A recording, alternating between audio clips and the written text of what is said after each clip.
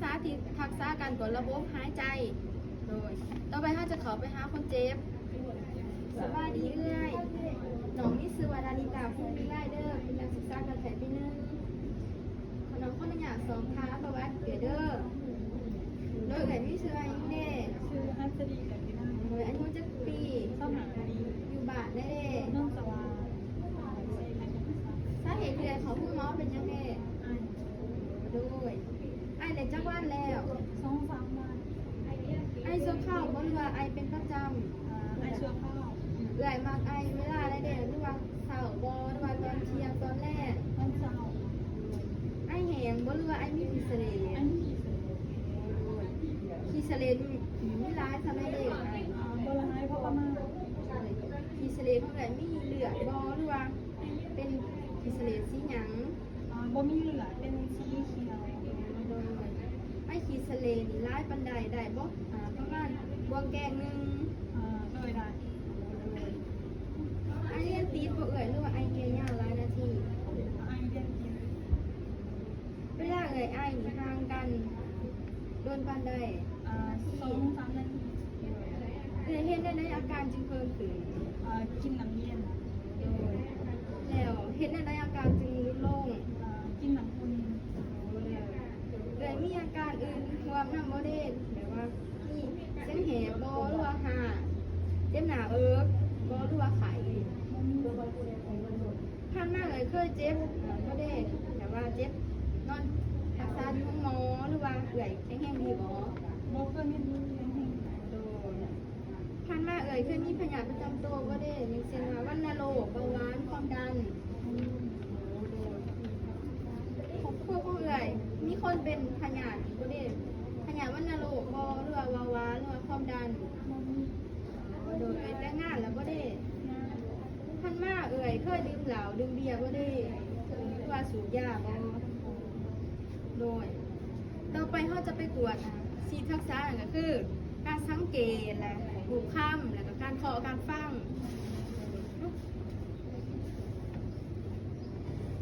แล้วเราจะสังเกตในหัวหอดตีเราจะสังเกตเบื้องเหนือกตาของคนเจ็บแล้วก็ปีกดัง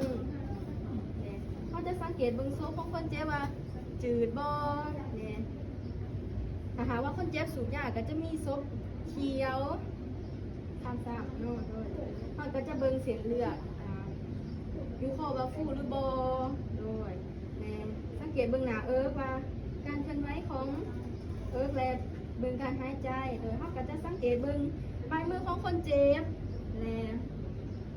เบื้องมือคนเจ็บหันปุ่มคือหมายตีกองหรือโบและสังเกตเบื้องหน้าท้องของคนเจ็บเบื้องว่าสวนหรือว่ารูปโบและท้องใหญ่โบหรือว่ามีหอยผ่าตัดหรือโบหอยผ่าตัดเก่าโดยทุกท่านที่เราจะสังเกตเบื้องตีของคนเจ็บเนาะว่าสังเกตเบื้องตีนแล้วก็ขามีอาการบวมโบโดยต่อไปเราก็จะไปดูข้ามถ้าจะมาดูข้ามเขาจะเบื้องการสั่นสะเทือนของทงลมปอดเขาจะใส่ขามือนี่เขาถ่ายคนเจ็บก่อนนะเลยเขาจะให้คนเจ็บนำ1, 2, 3ดู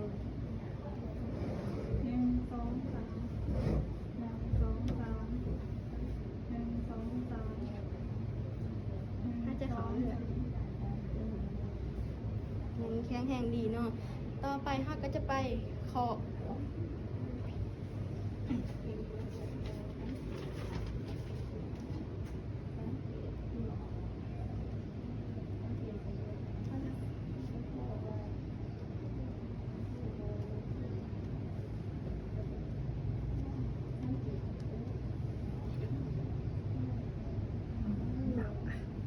อันจากหลูข้ามแล้วเขาไปบอกเขาคนเจ็บนี่มันปกติดีเนาะต่อไปเขาก็จะฟัง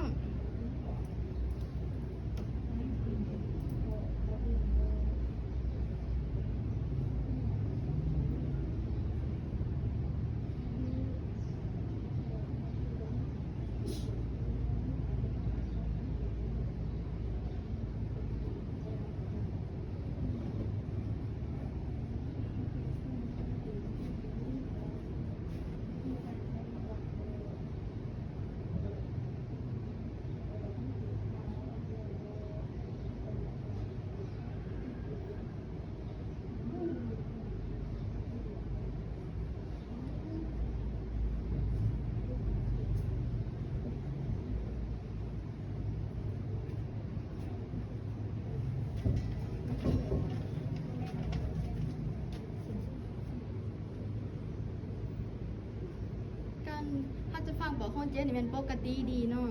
โดดเดี๋ยวเราได้ดูการตรวจเดี๋ยวเขาก็จะมาบันทึกลงเอกสารสำหรับการสาธิตทักษะการตรวจระบบการหายใจของน้องกับเพื่อนสนิท